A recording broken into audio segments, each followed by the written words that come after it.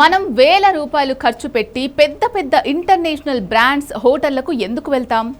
నీట్గా ఉంటుంది, quality food పెడతారు, హెల్త్కి సేఫ్ అని నమ్ముతాం కదా.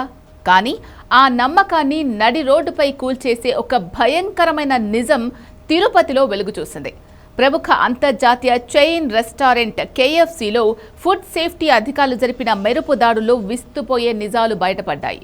కుళ్ళిన మాంసం, చెడిపోయిన చికెన్ను కస్టమర్లకు వడ్డిస్తున్నట్లు అధికారులు ఆధారాలతో సహా పట్టుకున్నారు. ప్రస్తుతం ఈ వార్త దేశవ్యాప్తంగా చికెన్ ప్రియులను, సామాన్య ప్రజలను తీవ్ర భయాందోళనలకు గురిచేస్తోంది. అసలు తిరుపతి KFCలో ఏం దొరికింది? అధికారులు ఎలాంటి చర్యలు తీసుకున్నారు? ఈ వీడియోలో పూర్తి వివరాలు చూద్దాం.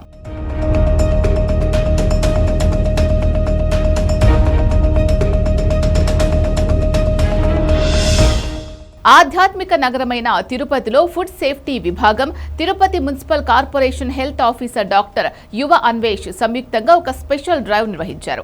నగరంలోని Bhavani Nagar, air bypass road పరిసరాల్లో ఉన్న టాప్ బ్రాండెడ్ రెస్టారెంట్లే టార్గెట్ గా ఈ ఆకస్మిక తనిఖీలు జరిగాయి. ఎవరూ ఊహించని విధంగా అధికారులు నేరుగా KFC, డొమినోస్, మెక్డొనాల్డ్స్, సబ్వే వంటి ఇంటర్నేషనల్ అవుట్లెట్లలోకి వెళ్లారు.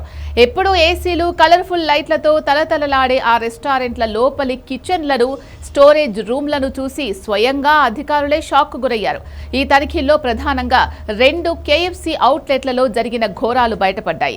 బెంగళూరు నుంచి కంటైనర్లలో తెప్పించిన దాదాపు 1300 కిలోల కంటే ఎక్కువ చికెన్ను కనీస నియమ నిబంధనలు పాటించకుండా అత్యంత అపరిశుభ్ర వాతావరణంలో స్టోర్ చేశారు. ఫ్రీజర్లలో పెట్టకుండా కిచెన్ నేలపై పడేసి ఉంచారు. ఆ మాంసం ఇప్పటికే కుళ్ళిపోయి తీవ్రమైన దుర్వాసన వస్తోంది. అంతేకాదు ఆ చికెన్ ఎప్పుడు తయారైంది, ఎప్పుడు ఎక్స్పైర్ అవుతుంది అనే వివరాలు తెలిపే MRD లేబుల్స్ కూడా వాటిపై లేవు. అంటే ఎప్పుడో పాడైపోయిన నిల్వ చికెన్ను కస్టమర్లకు క్రిస్పీ చికెన్ పేరిట ఫ్రై చేసి పెడుతున్నారన్నమాట. దీంతో అధికారులు ఆ 2 KFC అవుట్లెట్లకు నోటీసులు జారీ చేసి 10,000 రూపాయల చొప్పున జరిమానా విధించారు. కేవలం KFC మాత్రమే కాదు, డొమినోస్, మెక్డొనాల్డ్స్, సబ్వే వంటి ఇతర బ్రాండ్లలో కూడా అధికారులు లూప్ హోల్స్ ను గమనించారు. వాడే ఆయిల్ నాణ్యత, కూరగాయల నిల్వ పద్ధతులు, కిచెన్లలో పరిశుభ్రతపై అధికారుల టీం తీవ్ర అసంతృప్తి వ్యక్తం చేసింది. వీరందరికీ మున్సిపల్ అధికారులు గట్టి వార్నింగ్ ఇచ్చారు.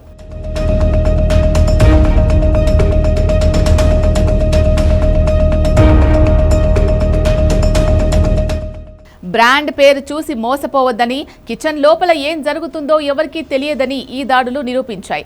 తిరుపతి లాంటి పవిత్ర నగరంలో ప్రతిరోజు వేలాది మంది భక్తులు వచ్చే చోట ఇలాంటి కల్తీ, కుళ్ళిన ఆహారాన్ని వడ్డించడంపై స్థానికులు తీవ్ర ఆగ్రహం వ్యక్తం చేస్తున్నారు. నిజానికి ఈ సమస్య కేవలం తిరుపతికే పరిమితం కాదు. ఈ మధ్య కాలంలో దేశవ్యాప్తంగా బ్రాండెడ్ ఫుడ్స్, ఫాస్ట్ ఫుడ్స్ మీద పెద్ద ఎత్తున ఆందోళనలు రేగుతున్నాయి. ప్రముఖ నూడిల్స్ బ్రాండ్లలో కల్తీ కావచ్చు, ఆన్లైన్ ఫుడ్ డెలివరీ యాప్స్ ద్వారా ఆర్డర్ చేసిన బిర్యానీలు, బర్గర్లలో పురుగులు, బల్లులు కూడా రావడం కావచ్చు.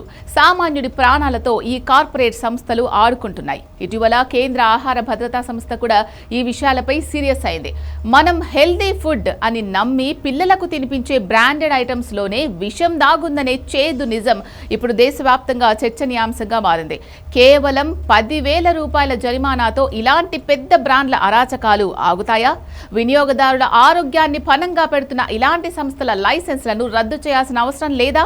మీరేమనుకుంటున్నారు? మీరెప్పుడైనా ఇలాంటి బ్రాండెడ్ రెస్టారెంట్లలో బ్యాడ్ ఎక్స్పీరియన్స్ ఫేస్ చేశారా? కామెంట్స్ రూపంలో తెలియజేయండి.